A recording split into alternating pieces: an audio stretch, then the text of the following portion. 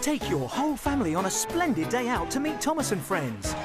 Enjoy an enchanting day as the island of Sodor comes to life. Meet Sir Topham Hatt, the Fat Controller, and enjoy a ride on your favourite #1 engine. Have a magical day out with Thomas at a railway near you.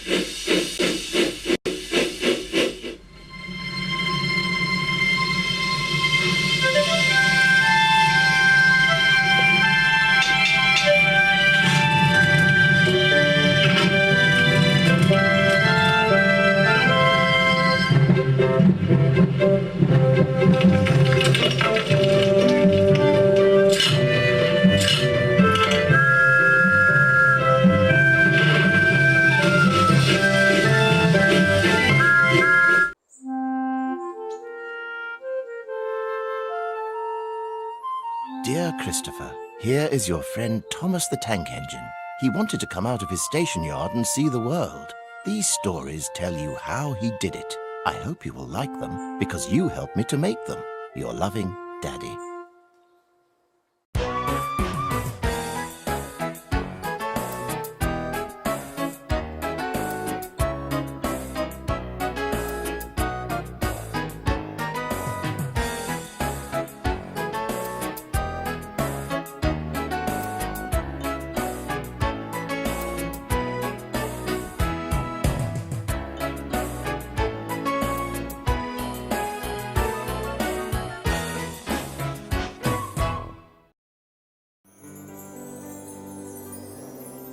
The island of Sodor is surrounded by beautiful blue sea. It has fields of green and sandy yellow beaches. There are rivers, streams and lots of trees where the birds sing. There are windmills and a coal mine and docks where visitors to the island arrive.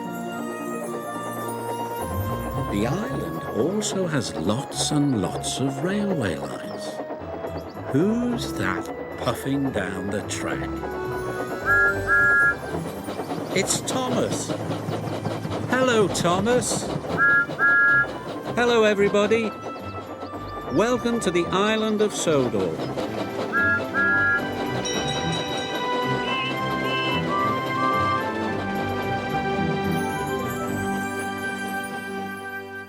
The Fat Controller had a special for Thomas. You're to take two of Miss Jenny's machines to Maithwaite Forest. They're repairing the lightning tree. Yes, sir, said Thomas. Jack and Alfie were excited. They couldn't wait to see the lightning tree. Why is it called the lightning tree? Asked Thomas. It was struck by lightning. It's a very old and special tree, added Miss Jenny, which is why we need to repair it. But how will we know which one it is? You'll know, Kelly laughed. It's the biggest tree in the forest. We need to prop it up before it falls over, said Miss Jenny. So be careful, all of you, and remember, safety first, Jack and Alfie called. Jack and Alfie made their way through the forest.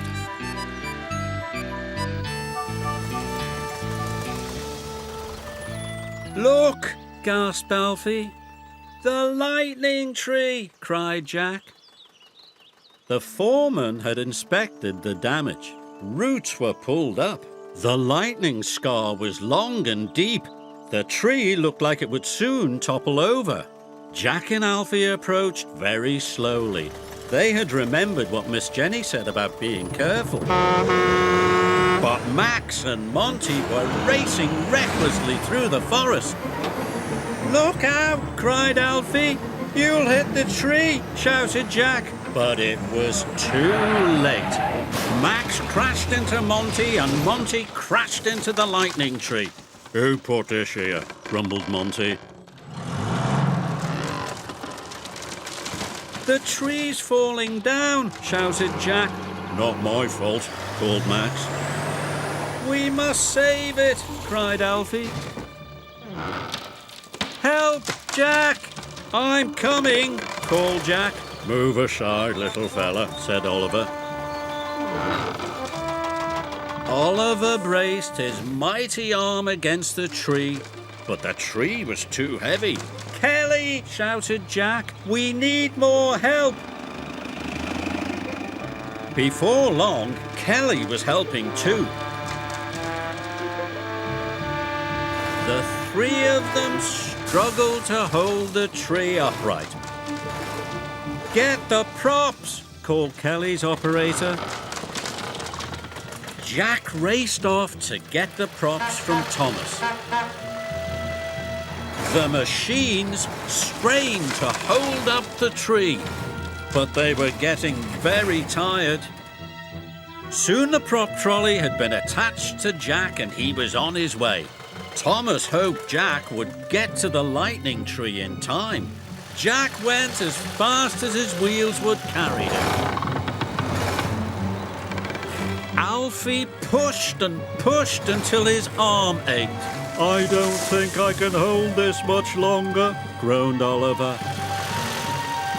But Jack raced up just in time.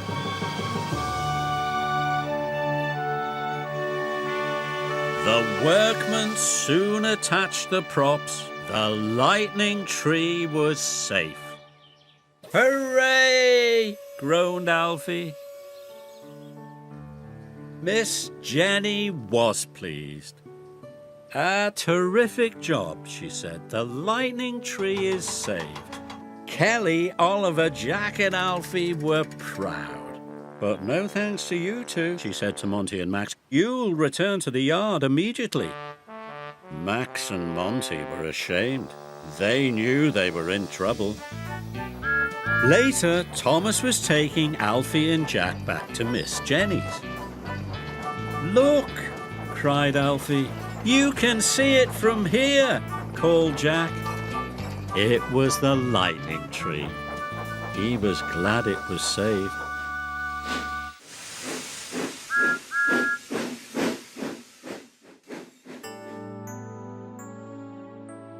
Thomas has so many friends, some fast, some tall, some slow, some green, some blue, some red, some square. Let's see which ones you know. There's Bertie the bus on his way to school. The children are friends too. For Trevor the tractor and Harvey the crane, there's always work to do. And who's flying by? Why, it's Harold the helicopter way up in the air. Elizabeth the lorry driving along, going to who knows where. All of our friends are there. Old friends, new friends, real friends, true.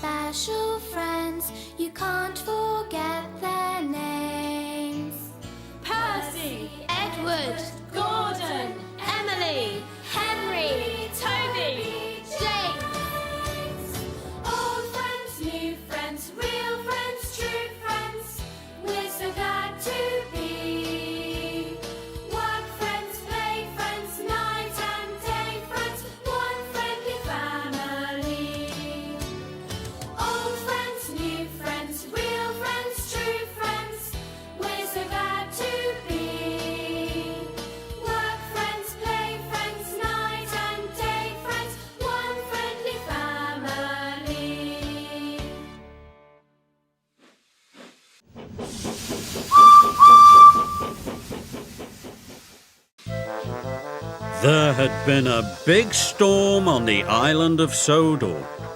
Trees were down and fences had been blown over. Kelly and Isabella had been clearing fallen trees since the crack of dawn.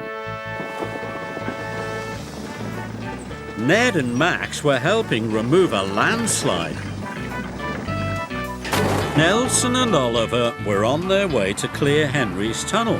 The Fat Controller sent Thomas to take his friends to the football ground. "We must leave immediately," said Miss Jenny. "The car park is covered with fallen trees." "Tomorrow is the big game," said Thomas. "We'll have to move the trees today," clattered Jack. "You can rely on us, Steam Buster." "I'm sorry, Buster," said Miss Jenny kindly, "but this is a job for lifters, pushers and haulers." Buster was sad.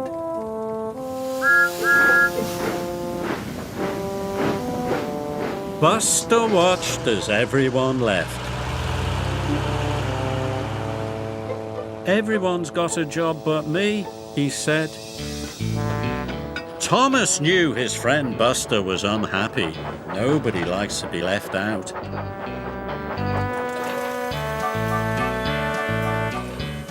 At the football ground, everyone was working very hard, clearing up the fallen trees. Thomas could see there was lots to do, but nothing for his friend Buster. Buster was upset. "It's not fair," he puffed. "I want to help too." The work had gone very well. They were almost finished when Isabella arrived with the new goalposts. Then Miss Jenny went onto the pitch. "Oh my goodness," she cried. "Molehills!" Miss Jenny would need Buster after all. Thomas returned to the yards as fast as he could. "Buster, I've come to take you to the football ground," he chuffed cheerfully. "Miss Jenny needs you urgently." Buster was so excited he thought his boiler would burst. Yippee! He was very happy. There was nothing better than being needed urgently. Soon they arrived at the football ground. After Buster was unloaded, he was amazed by what he saw. "Molehills!" he cried excitedly. "Hundreds of them! It looks like a giant currant bun, only green." This was the moment he had been waiting for. Buster clanked and sputtered and flattened and smoothed. Even the moles were impressed. "He's good, very good." His smoke was blowing, his steam was white and feathery.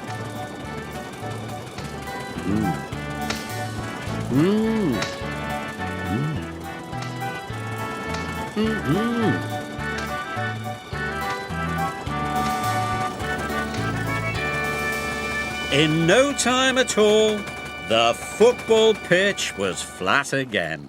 "Well done," said the coach. "The game can start right on time," said Isabella. Everyone congratulated Buster, but Miss Jenny gave him the nicest praise of all. She told him simply that he'd been really useful. Buster was proud, and all the way home, Thomas could see that Buster was happy. It's a grand thing to be really useful.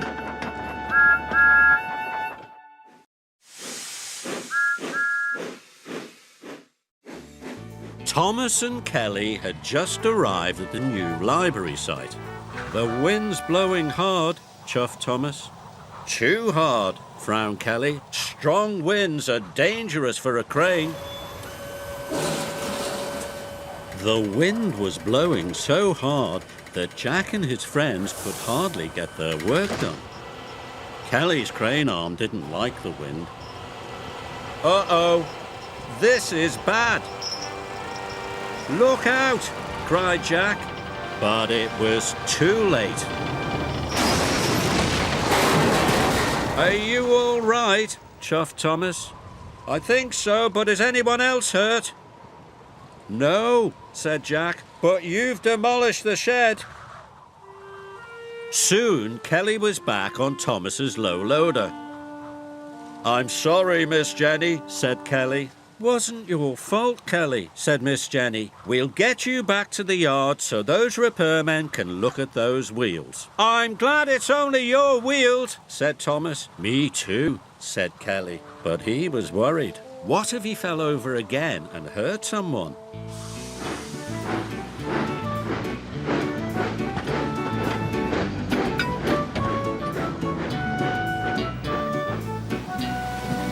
That night, the wind blew and the rains pounded down. The repairmen worked all night on Kelly's wheels.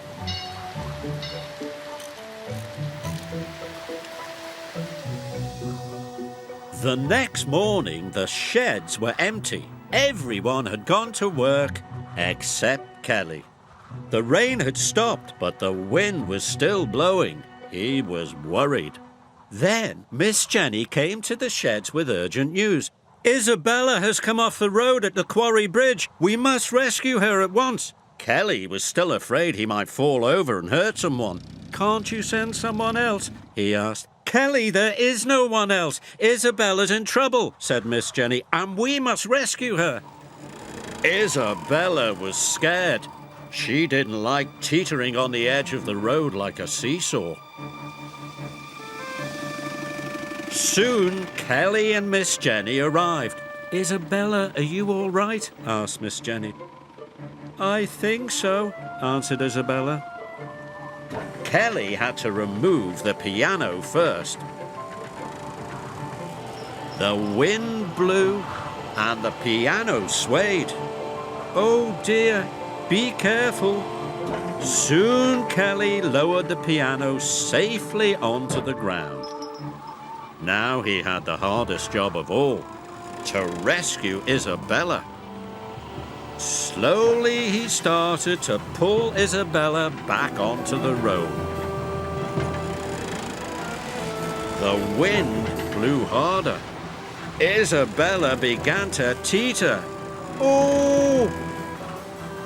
Kelly was worried. He stopped. What's wrong? Cried Isabella. The wind's too strong, said Kelly. You can do it, Kelly, called Miss Jenny. You can do it. Kelly knew he couldn't let the wind stop him. He started his winch again. He pulled harder and harder.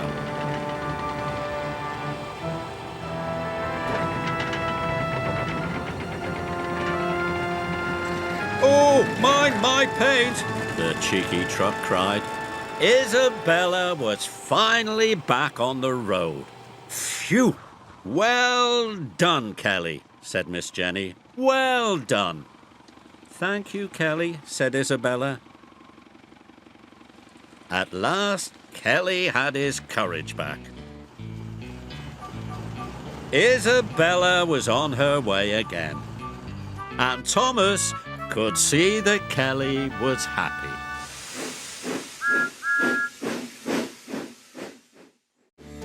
It was summer on the island of Sodor. Percy enjoyed working in the sunshine, and he liked being able to say hello to all his friends.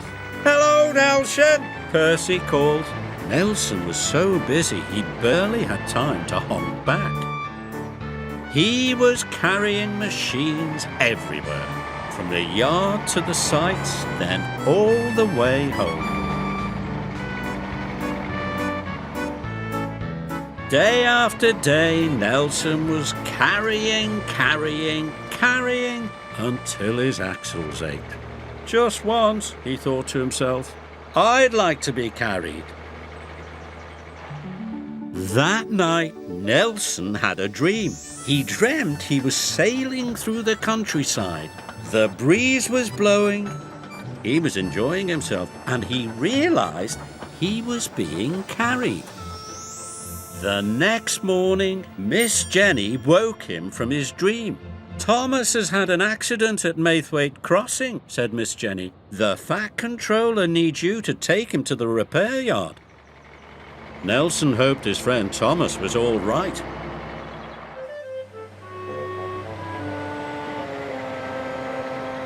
When Nelson arrived, he saw Thomas had come off the rails and had broken a wheel. "Thank you for coming," chuffed Thomas. "We'll get you back in no time," replied Nelson. Nelson had to be very careful. He'd never carried a steam engine before. Thomas's driver and Nelson's operator set to work at once. Nelson struggled as he winched Thomas aboard. "You're heavier than a bulldozer and a steamroller put together," Nelson exclaimed. Thomas was surprised. "I'm only a tank engine," he said.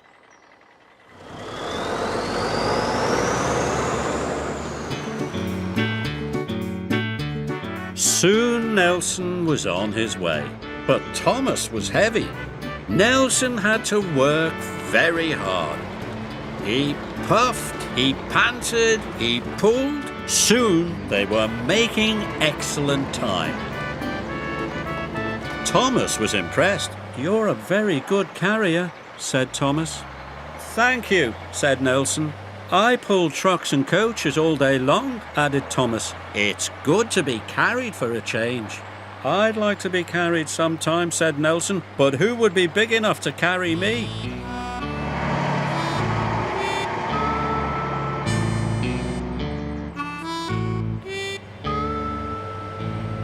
Soon they arrived at the repair yard. "Well done," said the Fat Controller. "You are a really useful truck." Nelson was tired, but he felt very proud. "You can leave Thomas on the lower loader," said the Fat Controller. "Miss Jenny needs you back at the yards immediately." "Yes, sir," said Nelson. "I'll drive as fast as I can." "That won't be necessary," said the Fat Controller. "I'm taking you!" cried Percy. Nelson could not believe what he had heard. Soon Nelson was aboard Percy's low loader, and with a shout of "Thank you, everyone," they were off. Percy was giving Nelson a splendid ride. It was as magical as he had dreamed. All Nelson had to do was look and listen as the beautiful Sodor countryside rolled peacefully by. "It's an excellent day," said Nelson cheerfully. Percy was happy. His friend was enjoying himself.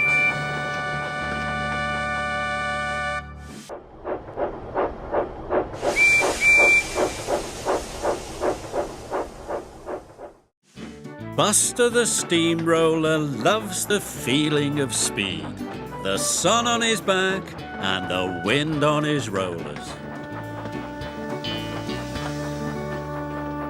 "Don't fall asleep," chuffed Thomas.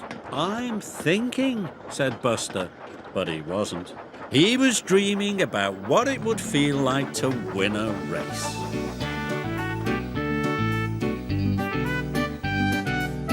Thomas had brought Buster to the Sodor racetrack where his friends were working. They were going to finish the track today. It was a responsible job. The track had to be made safe. Buster flattened the track around the final bend. He was still dreaming about winning a race. And the winner is Buster, the fastest steamroller in the world. "Vroom, vroom," Buster cried. "You think you're fast," teased Monty. If you were going any slower, you'd be going backwards, teased Max. But Buster paid no attention. He was having too much fun. Finally, the work was finished and Miss Jenny came to inspect the site. "You're a good crew," said Miss Jenny, "but the track still needs testing." "Can I test it, Miss Jenny?" asked Buster. "I'm the fastest steamroller in the world." "More like the slowest," snickered Max. Monty snickered too. "Perhaps all three of you should test it," said Miss Jenny. "The foreman will give you the all clear, but remember, no speeding." "Of course not," said Monty. But Max and Monty knew they were going to go as fast as they could. They waited for the foreman to give the all-clear signal. "I'm ready," cried Buster. "You couldn't beat a snail," said Max. "Not even a sleepy snail," added Monty. The foreman raised his flag. Max and Monty were speeding away.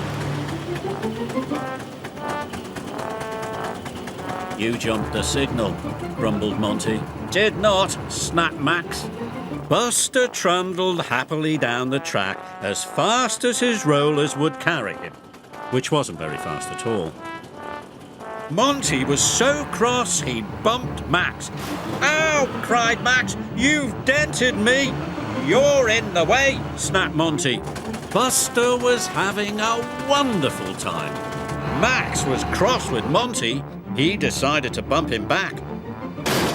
Before they knew it, they skidded off the track and into a ditch. Meanwhile, Buster trundled happily on. Said the bull. "Ooh," said Monty and Max, and they struggled out of the ditch. Monty and Max sped down the track. Buster was trundling towards the finish. "Go, Buster!" cheered the other machines. "Hooray for Buster! Go, Buster!" "Oh, no," said Monty. "It can't be," said Max. But it was too late. Buster chuffed and puffed across the finish line. When Max and Monty crossed the line, they were still arguing. "I came second," cried Max. "Third," snapped Monty. "You won, Buster," said Jack. "And I wasn't even speeding," he said. When Thomas came to collect Buster, he was pleased. "I brought a steamroller," he said, "but I'm taking a champion back." "And he helped prove the track is safe without speeding," added Miss Jenny. Buster was proud. "Varoom, varoom," he said, as Thomas chuffed past Monty and Max. "I did come second," said Max. "Third," snapped Monty.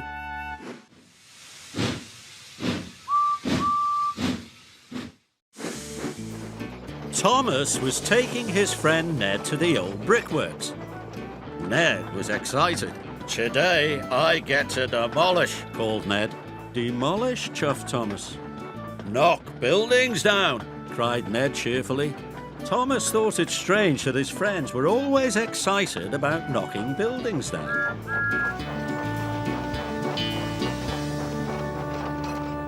Miss Jenny had shown the foreman the demolition plans.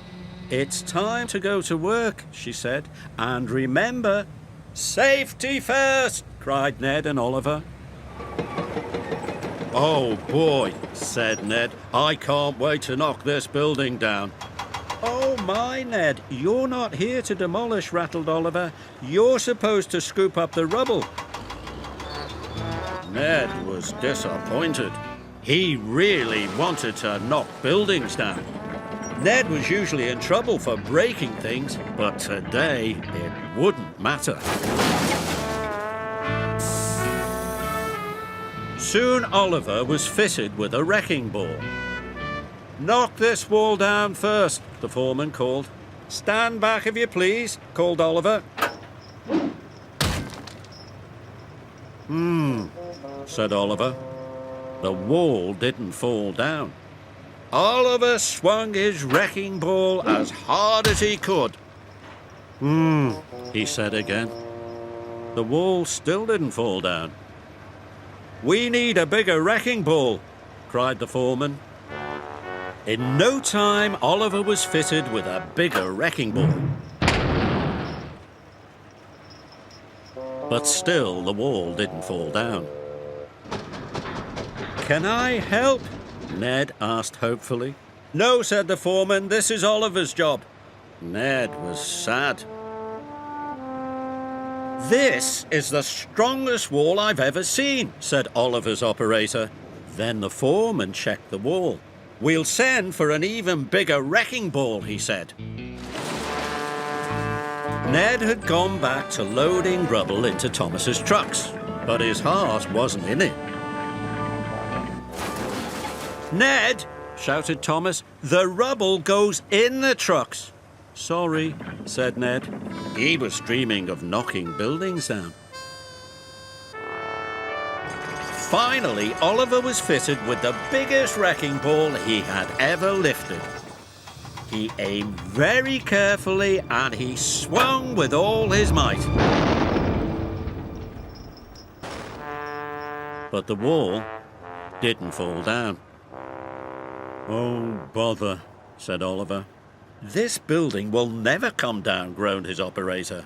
Ned was still dreaming of knocking buildings down and wasn't watching where he was going. "Look out!" cried his operator.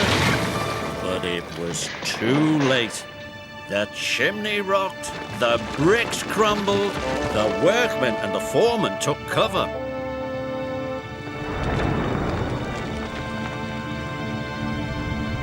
Oliver and Thomas watched in amazement.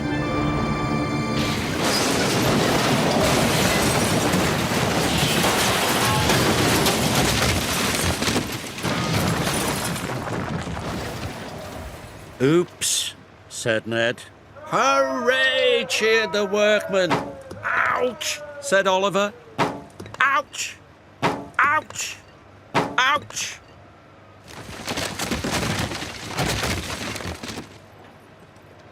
Oliver was dirty and dented, and Thomas's trucks were full. "Bust my buffers!" cried Thomas. "I'm loaded." "I did it! I did it!" cried Ned proudly. "Smashed to smithereens!" he steamed. "Do you want me to break anything else?" "Ow!" "No!" sighed Oliver. "I think you've done enough for one day."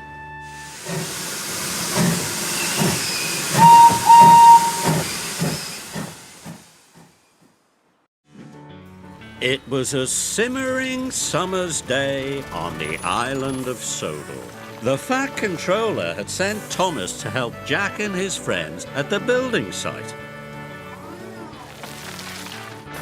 They were busy working on the foundations for the new community centre.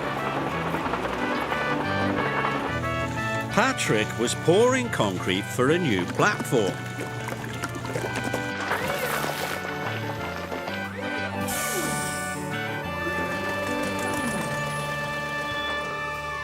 "Roasting radiators, it's hot," panted Jack. "Makes my boiler ache," said Thomas. "Out of the way, young uns," teased Patrick.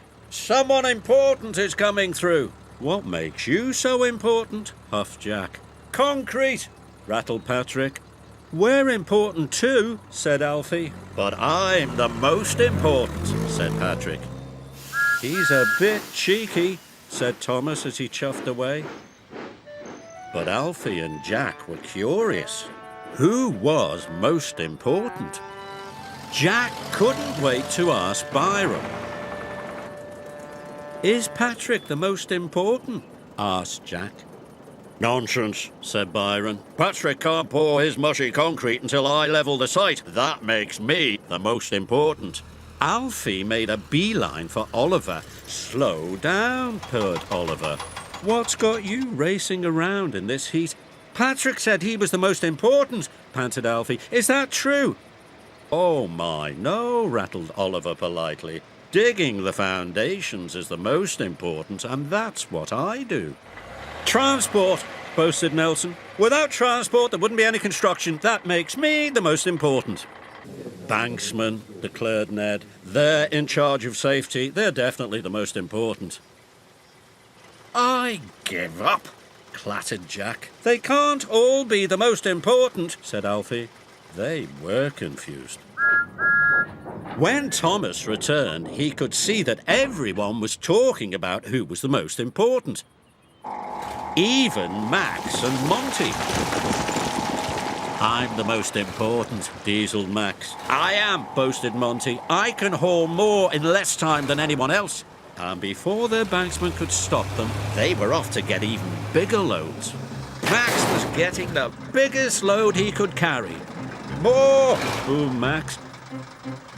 So was Monty. "More!" boomed Monty. "I think that's enough," said Oliver politely. "More! And hurry!" "If you say so." "Max! Monty!" Kelly called. "Slow down!" Thomas could see Max and Monty were headed for trouble. "I'm the most important," snapped Max. "I am," blasted Monty. "I am! I am!" "Look out!" shouted Patrick.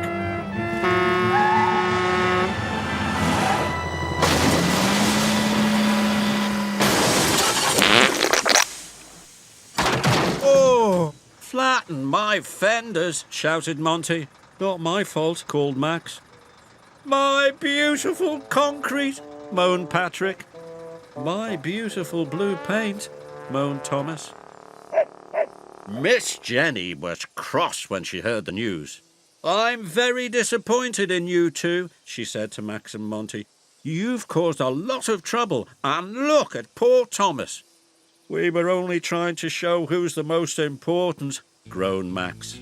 "You're all part of a team," said Miss Jenny. "There's no such thing as most important."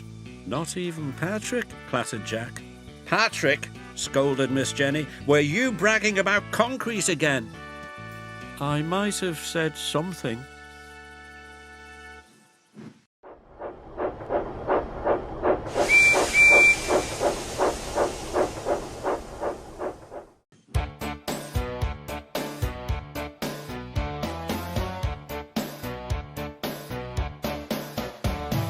Sodo's always busy with jobs that must be done. Being really useful is not just work, it's fun. Hard work can be dirty with coal and dust and grime. But if we choose to work or play, we choose to work each time. There are jobs across the island, today we're on the quay. Loading this and shunting that like fish fresh from the sea. We might be in the quarry or pulling the express. Whatever work we're doing, we always do our best. Sodo's always busy with jobs that must be done. Being really useful is not just work, it's fun. Hard work can be dirty with coal and dust and grime. But if we choose to work or play, we choose to work each time. It takes a team of engines to clear snow from the track. But when you're building buildings, you'll need Jack and his pack. They're digging, tipping, loading, whatever duty calls. Filling holes with concrete or knocking over walls.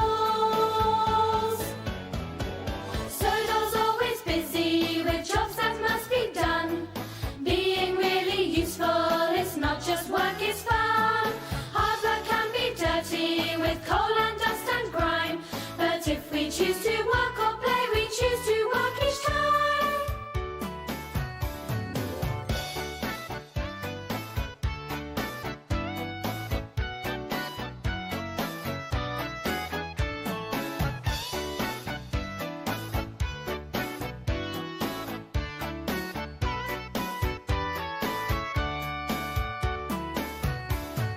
What's the next job waiting? Only time will tell.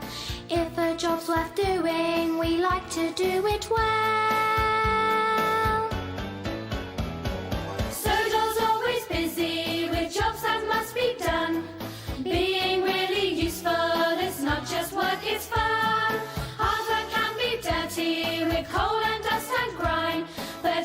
choose to work or play, we choose to work each time. Sodor's always busy with jobs that must be done. Being really useful is not just work, it's fun. Hard work can be dirty with coal and dust and grime. But if we choose to work or play, we choose to work each time.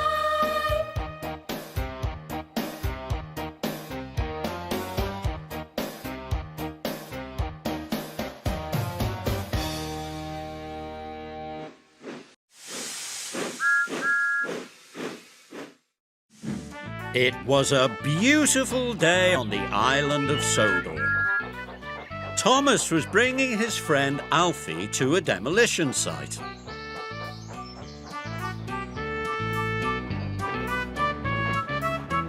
"Hello, Thomas," rattled Jack. "Hello, Jack," puffed Thomas. "I guess everyone likes demolition," said Thomas. "I love demolition," said Alfie. "It's when we get to knock buildings down." "That's supposed to be fun?" asked Thomas. "The best fun," cried Alfie, and he swooped down the ramp. "Look out, small fry," boomed Max. "I'm not a small fry," said Alfie crossly. He didn't like being teased about his size. Later that morning, Alfie was happy that the foreman had sent him to work with Ned. Ned wouldn't make him feel small. But as Alfie pulled up, Ned swung his bucket. "Watch out!" cried Alfie. "Sorry," said Ned. "I didn't see you. You're smaller than you look." This made Alfie feel even smaller. Later, Alfie was working hard. "Hurry up, half-pint," teased Monty. "Not half-pint," greased Max. "It's small fry. Ha!" Alfie was upset. At the workman's tea break, Thomas could see that Alfie was unhappy. "What's wrong?" he asked. "I don't like being small," complained Alfie. "As long as you're useful," said Thomas helpfully. "It doesn't matter what size you are." Alfie thought about this for a moment. "Break's over," shouted Kelly. "Back to work." That afternoon, Alfie was determined to be really useful. He was helping Oliver demolish a building.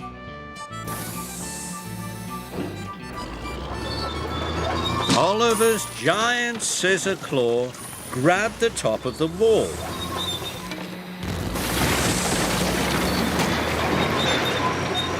"Stop!" cried Alfie. "I can hear something." Everyone stopped work. But no one could hear a thing. "I already checked inside," said the foreman. "Small fry is hearing things," sneered Max. "I did hear something. I really did." The foreman looked inside again, and he was surprised. "There's a mother cat in here, and she's got kittens." "We must rescue them," said Alfie. "The building isn't safe," said the foreman. "I can't send my men in there." "I'll go," said Alfie bravely. "I'm small enough to fit in." In no time, Alfie wriggled inside. The building creaked and plaster flew. Alfie held up his scoop for the cat and the kittens to jump in. "Here, kitty, kitty," Alfie coaxed. But the cat and the kittens didn't move. Suddenly, the upper wall started to crumble. "Hurry, kitty, kitty," Alfie cried. But it was too late. Quick as a wink, Alfie covered the cat and her kittens with his scoop. And just in time. Phew. The cat and the kittens were safe. "Well done," said Miss Jenny. "It's a fine family of kittens." "I couldn't have rescued them if I'd been any bigger," said Alfie. "You may be small," said Kelly, "but you've got a big heart. And a really useful scoop, said Thomas. Alfie was proud, and he never complained about being small again.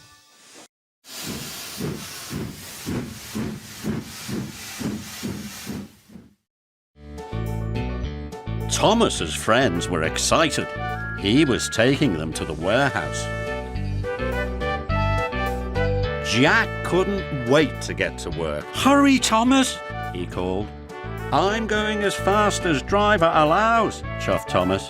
"Don't mind Jack," called Alfie. "He's always in a hurry." Soon Thomas had delivered Jack and Alfie to the warehouse. Miss Jenny warned the machines about the very busy site. "So you must be careful," she said. "Anyone causing an accident will be sent back to the yard immediately," added the foreman. Ned was worried. He sometimes caused accidents. He didn't want to be sent back to the yard. "Don't worry," said his banksman. "I'll make sure you don't back into anything." Most of the machines were working very carefully.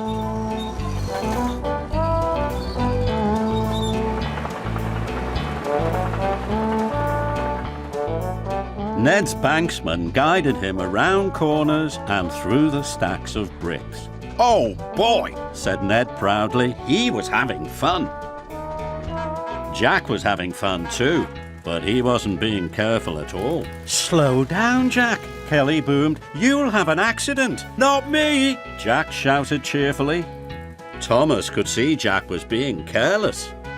He hoped his friend wouldn't get into trouble. But Jack did get into trouble. He backed into a stack of roofing slate and smashed it into tiny pieces. "Blistering buckets," said Jack. He looked around. No one had seen him break the slate, not even his banksman. Jack knew he had been naughty, but he didn't want to be sent back to the yard.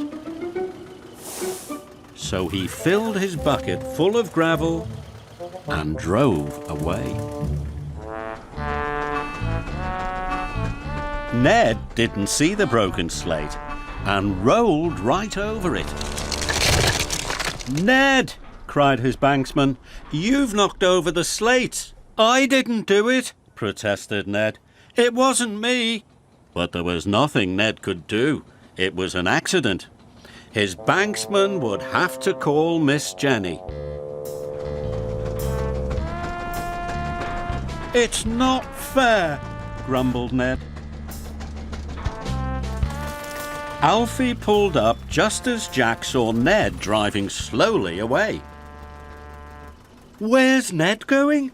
asked Jack. "He knocked over some roofing slate," said Alfie. "Thomas is taking him back to the yard." Ned was in trouble. Jack knew it was all his fault. What should he do? Alfie could see Jack was upset.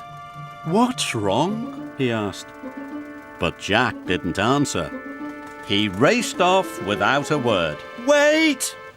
Jack shouted. "Wait, Miss Jenny!" called Jack out of breath. "Ned didn't break the slate, I did." And Jack told her what he had done. Miss Jenny was cross. "It was brave of you to own up," she said, "but what am I to do with you?" "Send me back to the yard," said Jack sadly. And so she did. As Jack was being loaded onto Thomas's low loader, he called to Ned. "I'm sorry you got blamed for my accident. I should have owned up earlier." "That's all right," said Ned. "But I'm glad it wasn't me. It wasn't me. It wasn't me," sang Ned as he steamed back to work. "Good for you, Jack," Thomas called.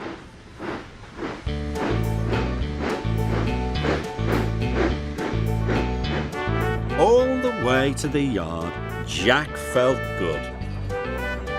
Deep down in his pistons, he knew he'd done the right thing.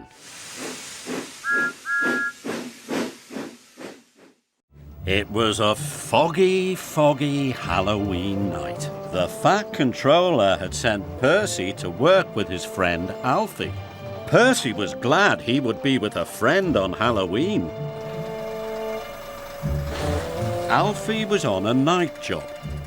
He was helping mend the road through Maithwaite Forest. Percy had arrived during the workman's tea break.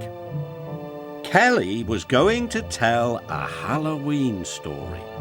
"I hope it's not too spooky," said Percy. "Me too," said Alfie.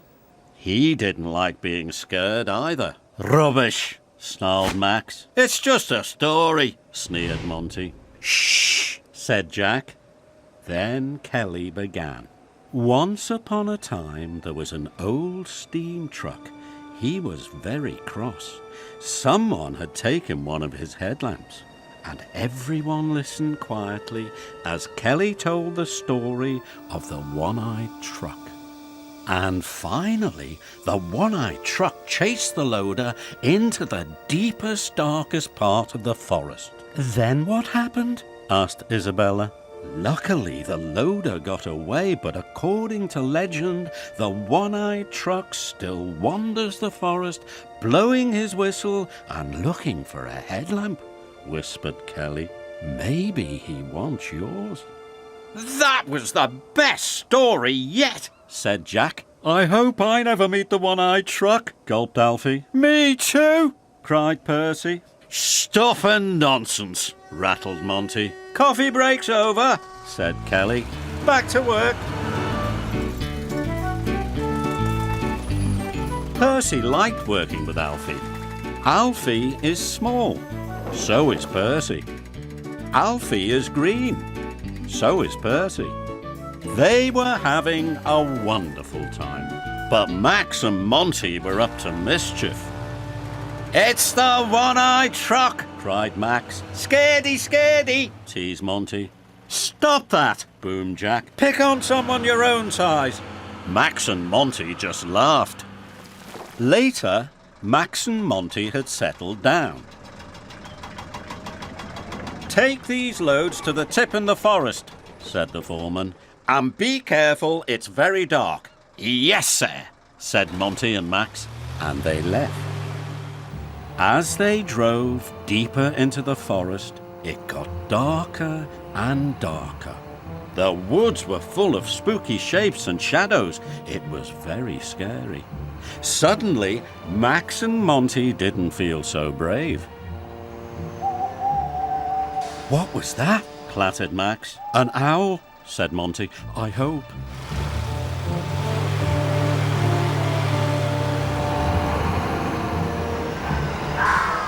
"And that?" cried Max. "I don't know," said Monty. It was just a fox, but Monty and Max didn't know that. They had just arrived at the dump when suddenly they heard a shrill whistle.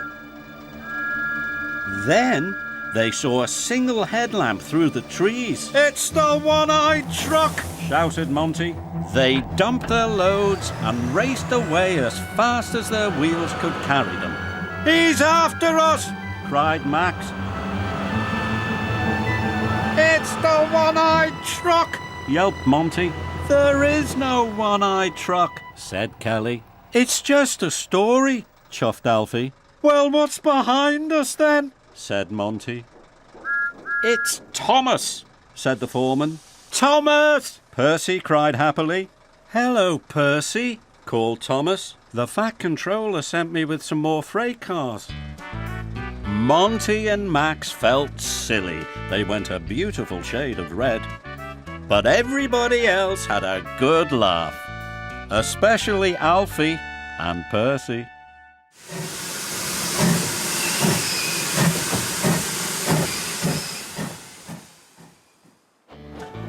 It was a grey, cloudy day on the island of Sodor. Percy was taking Alfie and Jack to Cronk Station. Jack and his friends were going to prepare the site for a new repair shed. But rain had made the site a muddy, mucky mess. Mud can be dangerous, warned Miss Jenny, so remember, safety first, said Byron proudly. And that means no carelessness, Max and Monty. Yes, Miss Jenny, they clattered. Jack and Alfie were having a wonderful time. Alfie liked mud, and this was the muddiest mud he had ever seen. Mud, glorious mud! Alfie shouted as he spun around. Byron was working very carefully. His cuts were straight and precise. Look at that, he chugged, a work of art. But no one noticed how carefully Byron was working. Max and Monty were still up to no good. Bust my buffers, cried Percy.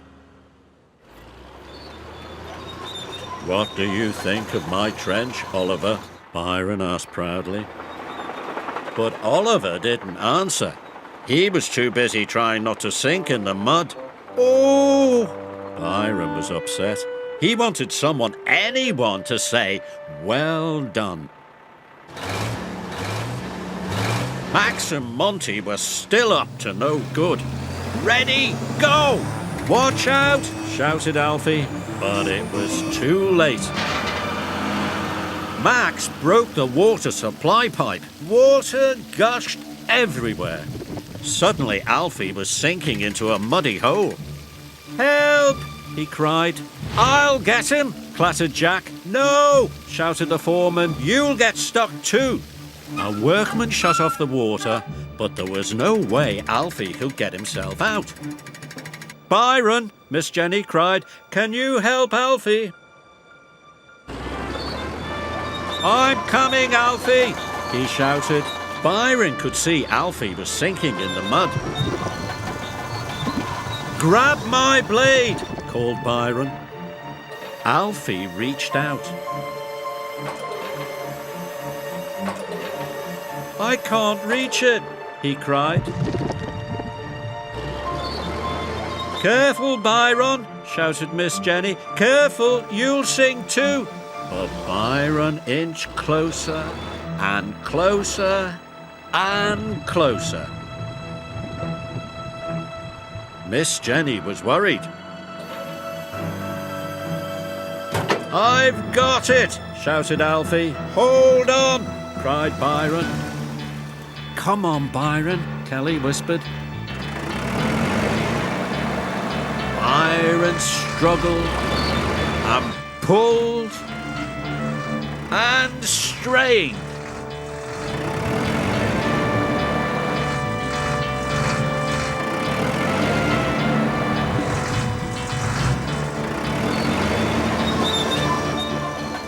At last, Byron pulled Alfie to safety. Alfie was happy to be out of the mud, and Percy was glad his friend was safe. Well done, Byron, he said. Yes, well done, said the foreman. Well done, shouted Kelly. Well done, shouted everyone. Byron was proud. He had more well dones than he knew what to do with.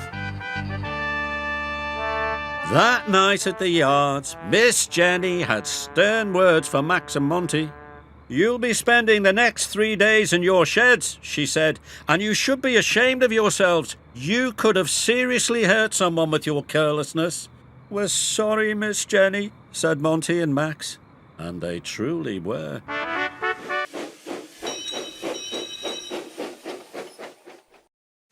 It was a beautiful day on the island of Sodor. Thomas was taking the Fat Controller to the new school building site.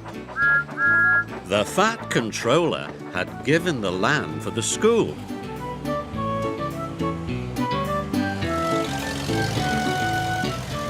Thomas's friends were all busy preparing the site.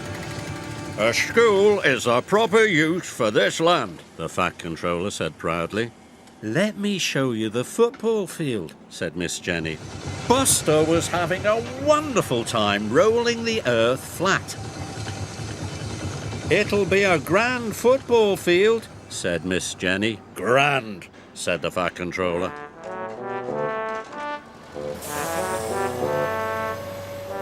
Alfie was happily digging foundation trenches for the school library. It'll be a splendid library, said Miss Jenny. Splendid, said the Fat Controller. And this will be the swimming pool, she said. She explained that Oliver had to dig carefully.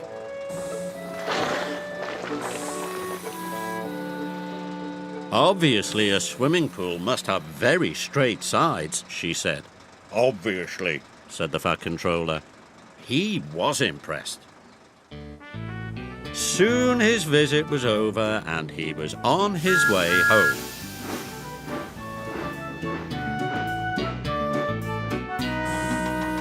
Max was becoming impatient. Hurry up, he scowled. But Oliver would not be hurried. Hump! He was determined to dig carefully.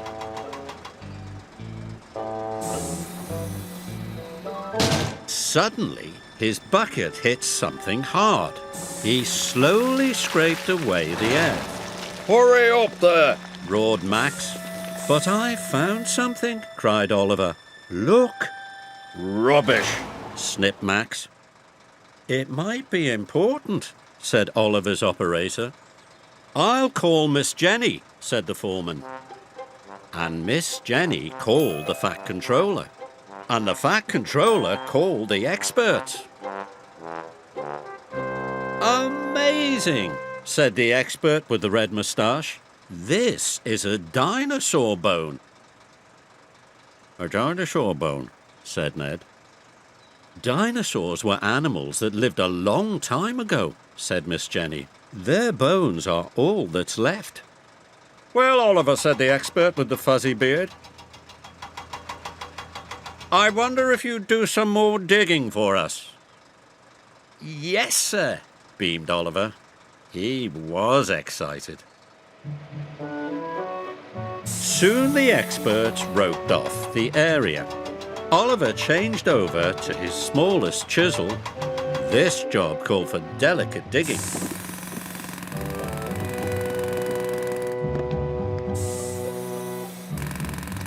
Soon, Oliver found some more bones. Ooh! And some more. And some more. He had uncovered the skeleton of a whole dinosaur. Everyone cheered. This is an important day for the island of Sodor, said the Fat Controller. Thanks to Oliver's careful digging, said Miss Jenny. Makes me proud to be an excavator, said Alfie. A man with a camera even took Oliver's picture. The next morning, Thomas brought the Fat Controller to the yard. It seems we have a celebrity here, he said. It's Oliver, said Ned. With his dinosaur, said Jack. The front page, no less, said Miss Jenny. Oliver was proud.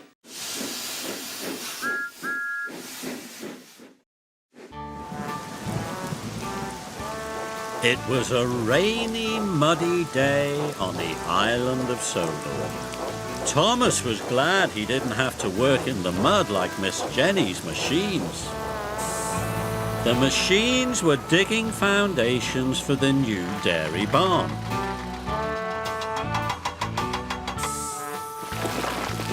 Isabella was driving very carefully.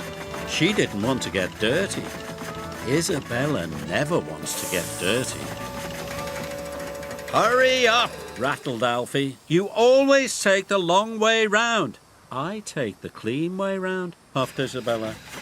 Suddenly, Alfie's engine spluttered. Help! He cried. I'm out of diesel. The rest of the machines were running out of fuel too. Jack spluttered and stopped. I can't even bounce my bucket, he said. Without more diesel, we'll never finish this job on time, said Miss Jenny. The foreman had bad news. The fuel truck's broken down, he said. It can't bring the diesel. I'll call the Fat Controller, said Miss Jenny. We need to get some diesel fuel to Miss Jenny, said the Fat Controller. Thomas, I want you to leave for Cronk Station immediately. Yes, sir, chuffed Thomas. It's a good thing you steamers don't use diesel, said Miss Jenny. Isabella, I'm sending you to meet Thomas. Off with you, and be careful. Isabella gritted her gears and steamed off for Cronk Station.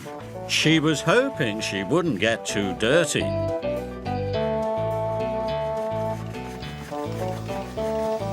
She saw the road was flooded.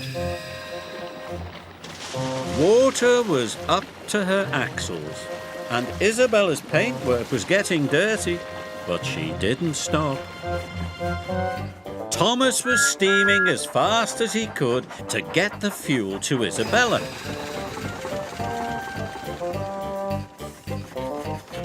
Suddenly, Isabella saw a policeman.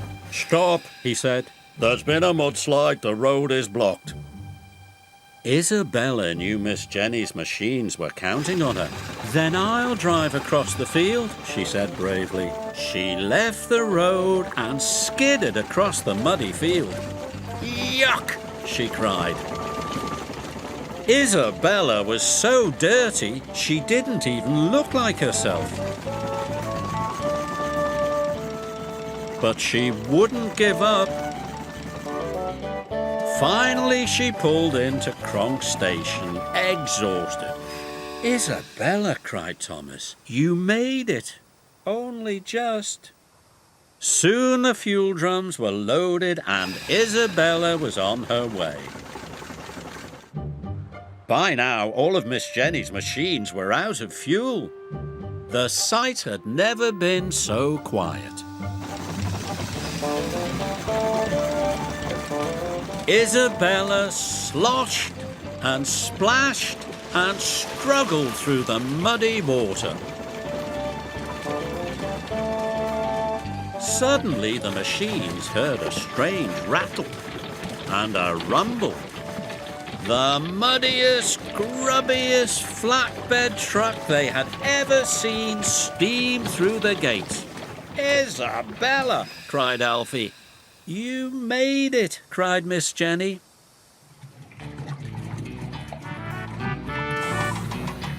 Soon the machines were full of fuel and happily back at work. You've been really useful, beamed Miss Jenny. A job well done. I knew she'd do it. You should be proud of yourself. I am, answered Isabella, but I could use a wash down.